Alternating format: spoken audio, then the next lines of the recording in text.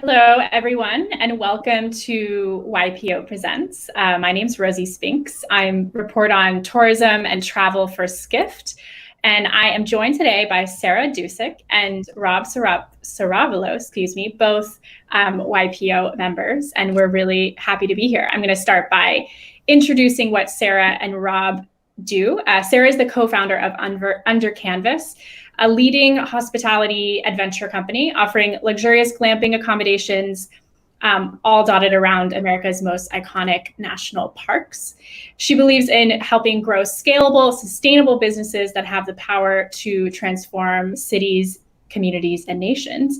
Last year, she launched Enigma Ventures, a venture capital fund focused on investing in women-led businesses in South Africa, where she joins us from today. Welcome, Sarah. Thank you. And Rob is the founder and chief executive officer of Tropic Ocean Airways, a regional airlift solution based in Fort Lauderdale, Florida, which operates amphibious seaplane aircraft in 5 countries. It's the largest amphibious airline in the world and has additional planned fleet and service growth around the world. Rob is also a former Navy fighter pilot, very impressive, and winner of the prestigious Ernst & Young Regional Entrepreneur of the Year Award in 2019.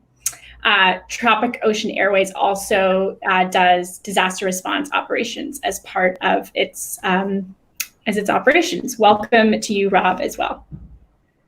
Thanks, Rosie. Pleasure to be here. So before we get started, I'd like to remind everyone in our audience that you can ask us questions, contribute to the conversation by posting comments in the comment section of wherever you are watching this. And if you are not following already along on social media, do so that you can receive a notification the next time YPO has a new episode.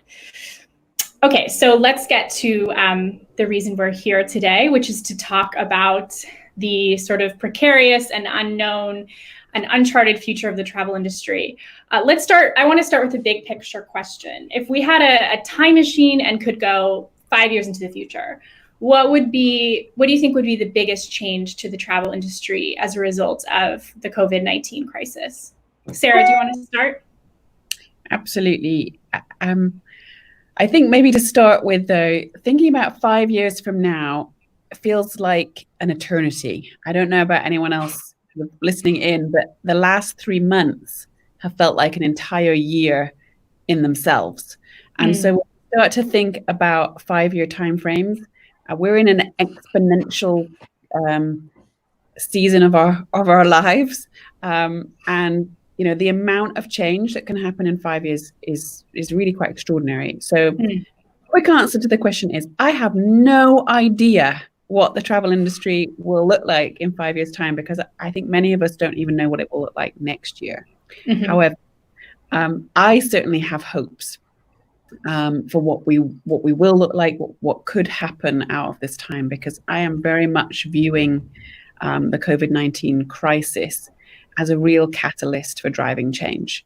It's forcing us to live and do and embrace ways of life that we've not been forced to embrace up to now, and it's causing us to create change. And so this is a moment in time that will forge a path forward for us as we come out of this and start to rebuild the future. And so one of my great hopes for the travel industry is, because I don't believe travel will go away. Travel is like food and great wine. Everybody loves it. And so we can't live without travel. But we do have to think about, how can we travel sustainably? How can we think about limiting the impact of travel on our global world? And as many of us have seen, huge reductions in CO2 emissions as we've all been much more stationary. There's not been so many planes in the sky. We've not been in our cars so much. We've seen an impact that has. And our world is crying out for us to change our behavior and change the way we live and change the way we exist. And so probably one of my greatest hopes for the travel industry is that this forces us down a more ecological path, forces our hand to say we've got to travel differently, we've got to think more sustainably. I'd love to see, I mean, Rob will hopefully talk to this, but it's complex, but I'd love to see greener, cleaner planes in the air that make flying across the world not so CO2 impactful. And so, this is a forge, and how we forge and come out the other side of this time, I think, is really very much up to us. But one of my great hopes would be that we'd impact how we travel, the ecological footprint that we have, and how we think about making our travel more sustainable. Mm-hmm. Thanks for that. I love the phrase you use, an exponential season. That just really lands for me. Rob, what are your thoughts? Yeah, no. So Sarah, I actually echo your comments that it feels like the last 3 months has been 5 years. If you had asked me that question, funny, you mentioned, a more ecologically conscious type of travel. If you had asked me that question 4 months ago, I would have told you that, the world is moving towards more connectivity for remote regions. And the only way to do that actually is through electrifying air travel. Now I'm speaking from an airline point of view. And I do believe that, you fast forward 5 years, we are going to see the type of travel like you describe. And I can't speak for the major airlines, but for the smaller air taxi model, the idea of, creating an airlift network around electric airplanes is a reality. And right now, I think the COVID creates that opportunity for us to actually shift the mentality towards what could that look like in 5 years. It gives us an opportunity actually to take a pause and take a look at the industry and say, what could we be doing better in 5 years? But from travel, like the way we see it today and the way we see it 5 years from now, I do believe, and I agree with Sarah, that we're going to see this recovery. I think people value travel. What we'll see a shift, I think, in business travel. So the 1 hour meeting that we have in Cleveland, where we fly in the morning and fly back in the afternoon, is probably going to become a Zoom call, right? We're all doing this virtual thing right now. And we were joking before in the green room about how we've all have to shift our mentality towards a more virtual presence, at least in meetings and things like that. But when you look at leisure, one of the things I think that are going to come out of this time where the entire world was able to take a pause, and yes, there's a big negative impact, obviously, in all of us, financially and so on and so forth. I think we've all found that we value experiences more. I know I can speak for myself, and I can speak for, the demand we're seeing now in travel, that people miss being around or other people. People miss seeing other places they've never been to and experiencing them with people that they love. And I do believe that leisure travel is going to see a shift, an even greater shift, as travel starts to recover. I do believe that people are going to shift more towards that experiential type of travel. Right, that makes a lot of sense. So let's come back to present day. I won't torture you by making you make predictions again. So, I mean, I would say in what month are we? In sort of late May and June, early June, there was a little bit of optimism in our coverage at Skift, just from what we were hearing, that, travel was beginning its inching back. And, in Europe, I think there is a sense that there will be a bit of a summer season. Obviously, the European Union started opening up its external borders today. I wonder what your read on the mood is right now. We can limit this to the U.S. Or not, but there's also the situation in the U.S. is obviously getting worse right now. So how are you thinking about where travel's recovery is right now?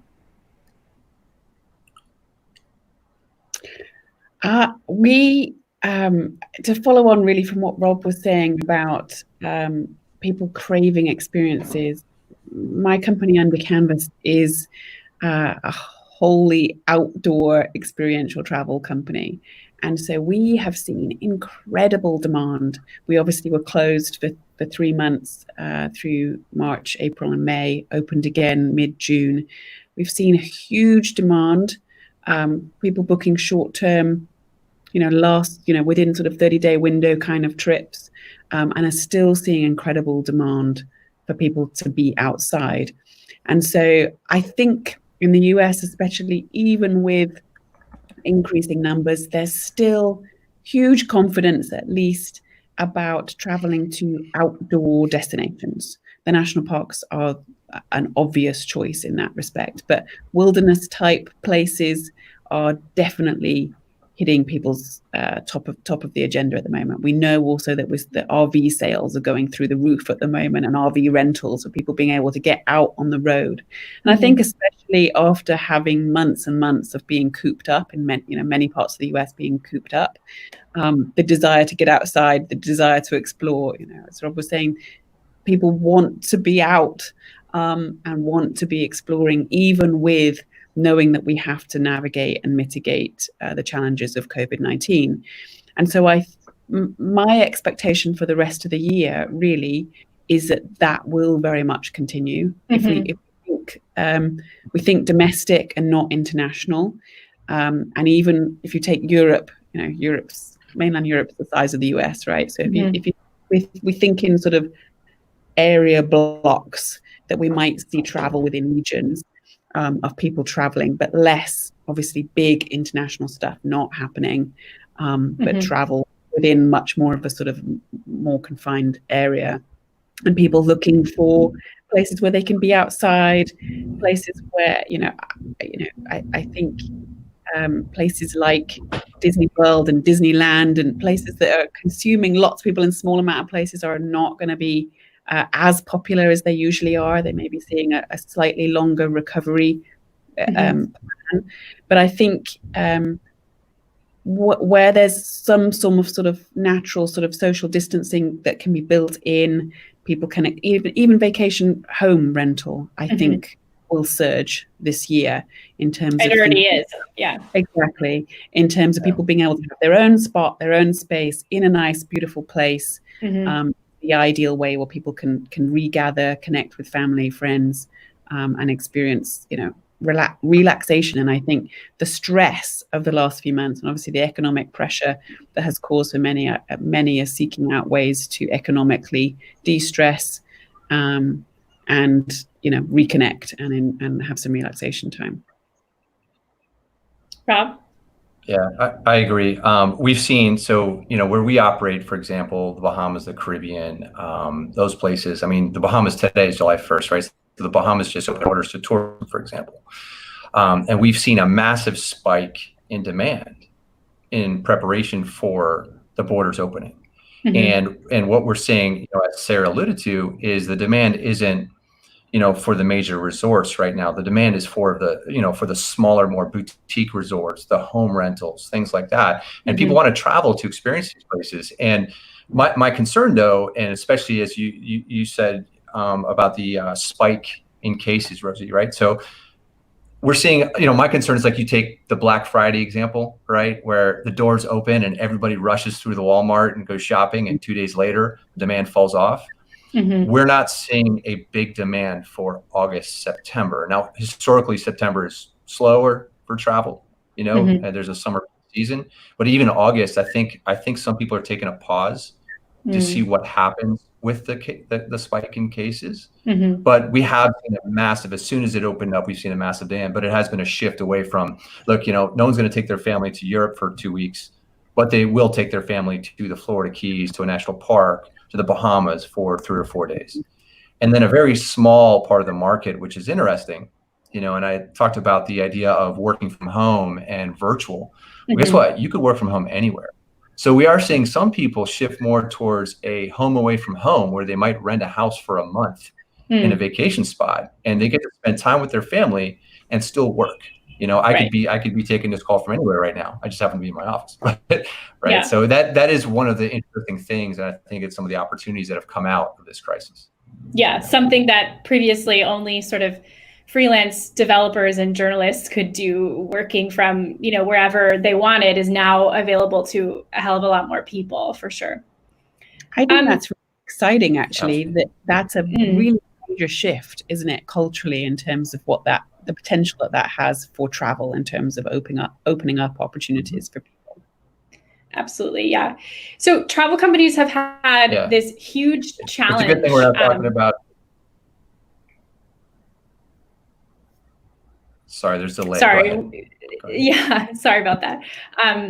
travel companies have had this huge challenge, and it's been one of the most interesting things about covering this pandemic in finding the right tone in how to speak to their audiences, speak to their customer base. It's, the challenge of what's appropriate and what's even legal changes sort of every few days. I wonder what your thoughts are on that, either from your own experience of reaching your audience and changing your messaging, or from just observing your competitors or your peers in the industry. Yeah, Rob, do you want to start? This first happened, so when this first happened, I mean, we had to take a step back and pause that, social media engagement and engaging with our clients, because, I mean, obviously there's a global pandemic going on, right? And we're all taking a step back. This is March, right? And saying, really, what is it going to look like in the next 30 days? And once we I hate to say it, kind of reached the bottom of whatever this is happening right now, we took a step back and said, look, we need to continue to engage with our customer base.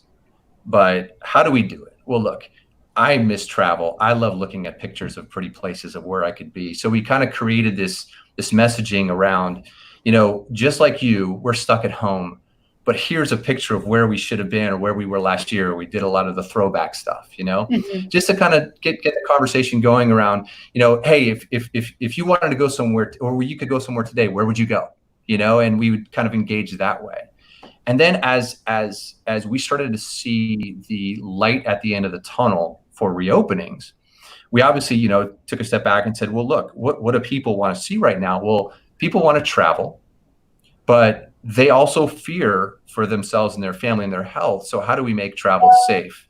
So we worked with our partners and we created these COVID protocols, and we did, a lot of social media and videos around how we clean the airplanes, how we wear PPE and the mask and the gloves and everything else. And look, when we travel again, we're ready for you, and it's going to be a safe way for you and your family to travel. And then as we started to get the dates from the different governments we work with openings, we just started really creating that, I'm excited for it. I'm sure you are too. So let's talk about how excited we are for July 1st, and it was a way for us to continue to engage even during this negative time, because I think, look, just like anything, and you could look back at time in the military, we all have good senses of humor to kind of get us through these down times when we're on deployment. And it's kind of the same concept. There's so much negativity out there, and doing some positive messaging, at least for me, was helpful from a personal standpoint. And a lot of our clients and partners agreed. So it was at least a good thing during the downtime. Sarah? Yeah, I agree. There were two things that Rob really put his finger on there. One was confidence, and the other was wanderlust. And we have adopted those same two sort of key sort of tenets really when thinking about tone. And obviously confidence is the key thing to help people think about the idea of traveling again. Am I going to be safe? Is this safe to do? And can I have some reassurance around what this is really going to look like? And so confidence is a definite thing for companies to be thinking about. How do we communicate how we've changed? What are we doing now that we weren't doing before? How are we thinking about this now that we weren't having to think about before? And so confidence, I believe, is a really key area for all travel companies to be thinking about how they create confidence for their consumer. And the second piece is wanderlust. As Rob said, I think we've all been a bit stir crazy over the last few months, and dreaming is a wonderful thing. And if you can't do it, can you dream it? I don't know about you guys, but I've found myself going on virtual safaris. I found myself going on all sorts of travel experiences vicariously via Zoom over the last month that have been amazing to do in the midst of being trapped in my home. And so any ways which we can inspire a better day is coming, and it's out there, and trying to sort of tap into the joy and the reconnection of why many of us love travel has been the two things we focus on also. Absolutely. You mentioned confidence there, and I want to bring in the discussion we were having in our virtual green room before the chat, which is this thing that happened in March and April, wherein people all over the world got stuck in various countries. Sarah, you're in a sort of similar position right now in South Africa. where there was no amount of money that could get them home. And in many cases, people were reliant on their governments or embassies that just did not have the capacity to help that many people. In some cases, people still are. So do you think that is going to have a lasting legacy on our idea of how seamless travel is, how safe it is, how confident we can be that we can fly to the other side of the world and be home inside 7 days? What are your thoughts on that?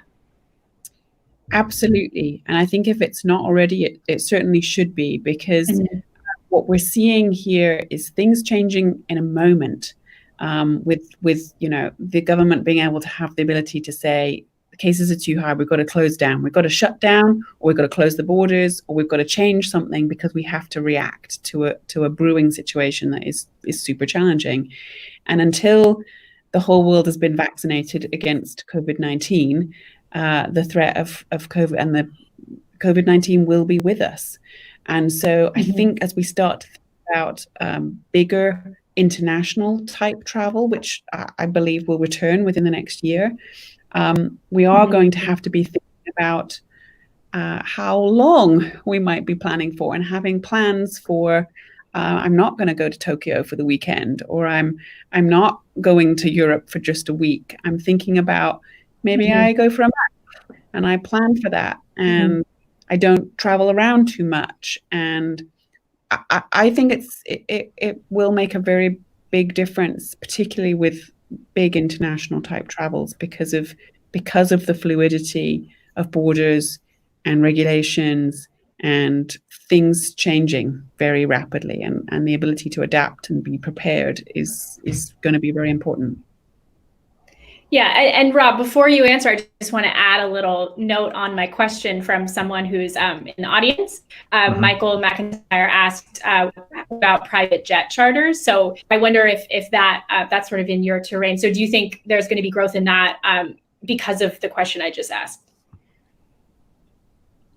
Yeah, no, absolutely. That's what, we've seen that shift, right, more towards private travel. So where is a good example is, Delta may shut down flights to a particular location, but guess what? You could still charter an evacuation aircraft. Now, obviously when you think about mass tourism, the price point doesn't work for everybody for a private jet. But I think the mass affluent you've seen a shift. Companies like Wheels Up are actually growing right now. We've seen a massive shift towards, it's interesting, even our markets where we operate in the Bahamas, we operate charter and scheduled service, right?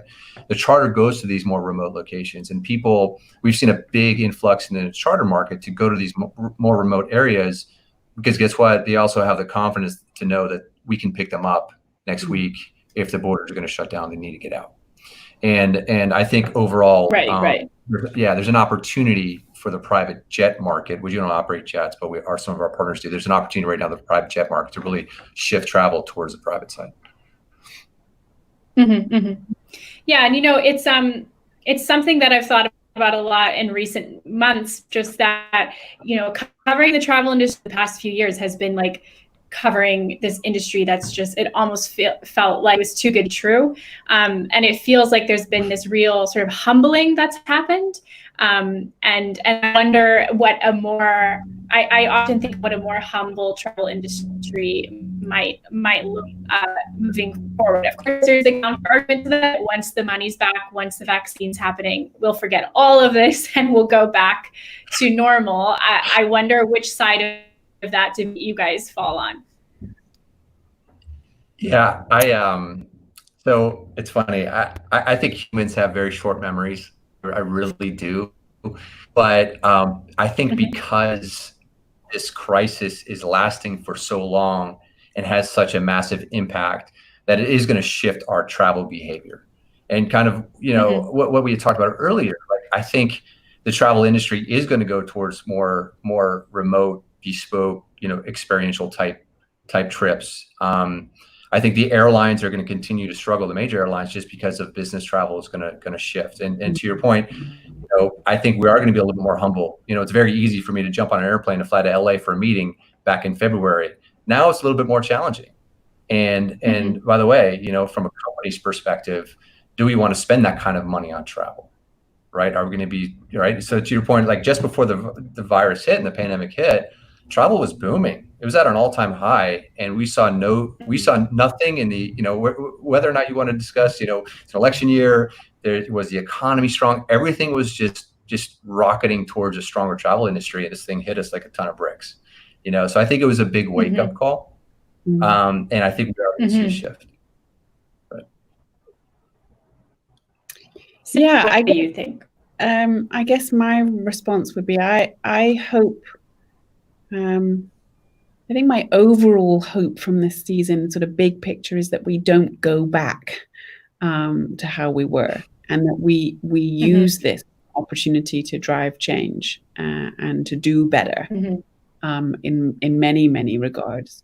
And just like Rob, I too think business travel is going to be largely dead, which is by its very nature is going to change the travel industry drastically, because of what we'll end up with. Surplus of hotels that are predominantly business hotels, airlines, with routes, and the amount of flights that are scheduled that are focused on business travelers. And so that's the shakedown of how we come out of that will have a very, very big impact on what travel looks like. Just like Rob, I feel very optimistic about leisure travel, but amount of business travel is going to change drastically, and so the question is, what knock-on effects does that have? Does that mean that traveling by airplane overall becomes more expensive? That's a very real possibility. Airlines are no longer doing the amount of business they were because business travelers have disappeared, and so there will be all sorts of repercussions, I believe, which none of us can really imagine to their full extent at this moment. But I hope that it will make us better. The fear, probably the one big fear I have is around the democratization of travel. And I'm a big believer and passionate about travel is for everyone. Travel is essential. It's not an added bonus. It is essential for mental health. It's good for us to experience and be in new places. It's good for us to be outside. It's good for us to experience new cultures. It's good to see how other people live. There's so much that's of richness about travel that it's just good for humanity.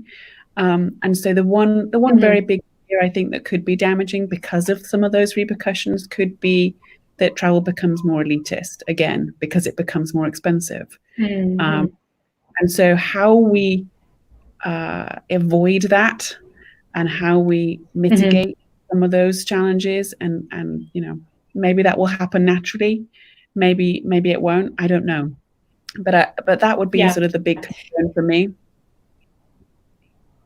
Yeah, there's a question, an audience member, Elena, asking sort of who will be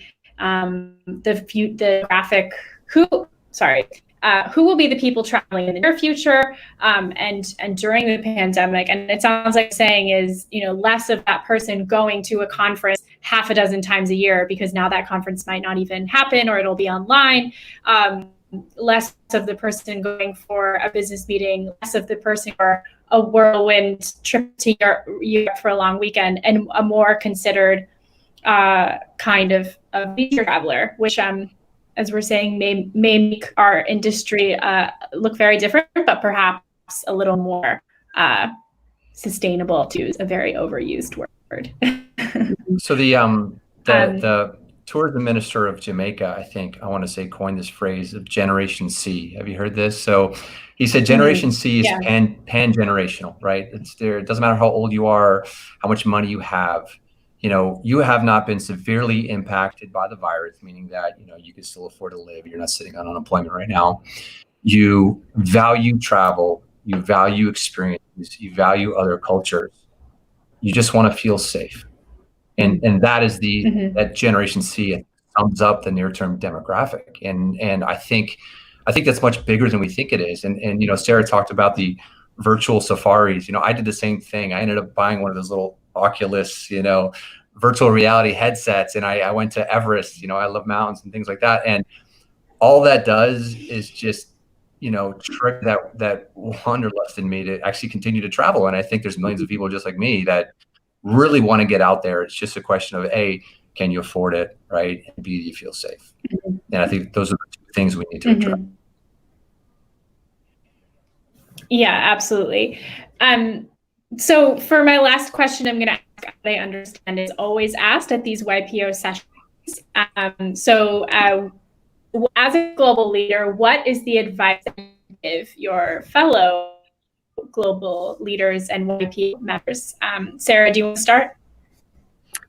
Sure. I think my piece of advice is this moment in time is a real moment in time that's like a line in the sand is being drawn for people to stand up for really what they believe in and show their true colors, if you like. And I feel like we are in this very bizarre moment in time where we are writing history. Every single day right now, we are writing our future. And we have an opportunity to move us all forward or to take us backwards. And so my advice for leaders would be to imagine a better future for all people, for all races, for all bank accounts, for all social economic status. Let's think about how we as leaders work towards creating a better world for everyone. And how do we play a role in doing that and moving us forward? Just one click at a time, because major movement steps. And we're able to make some rapid steps in this moment in time, but we still have to take steps. And so how do we as leaders keep taking one step forward and focused on forward movement of doing right by as many people as we possibly can and our planet? Rob? Yeah, Sarah, I think you put that beautifully. So I can't even say I agree with Sarah. That was just perfect. So I'll just speak from a business standpoint then. I think this too will pass, right? So I recall the industry after 9/11 where, travel was, is it ever going to return? What is it going to look like? Oh my God, we have to take our shoes off now. What is that going to do for, and then now it became normal over time, and there will be, I hate to use the term, a new normal for a period of time. But from a business perspective, as Sarah said, there's an opportunity to not only make change in this world, but make change within your own organizations.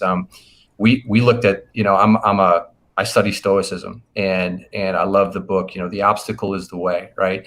And we took this crisis, at least from our business standpoint, and said, what can we be doing better?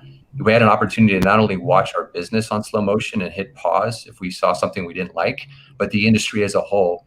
And I think now is the time for all of us to get a little creative and, have a glass of wine and sit in somewhere nice and think about what the industry could look like in 5 years and what we could do to drive it there. And that's really kind of, to echo Sarah's statement, that we have an opportunity in front of us. So. Absolutely. Well, I want to thank you both so much for joining us today, and to everyone who tuned in online. If you enjoyed today's episode, let us know by sharing it with your networks and subscribing to YPO's channels. And until next time, this is YPO Presents.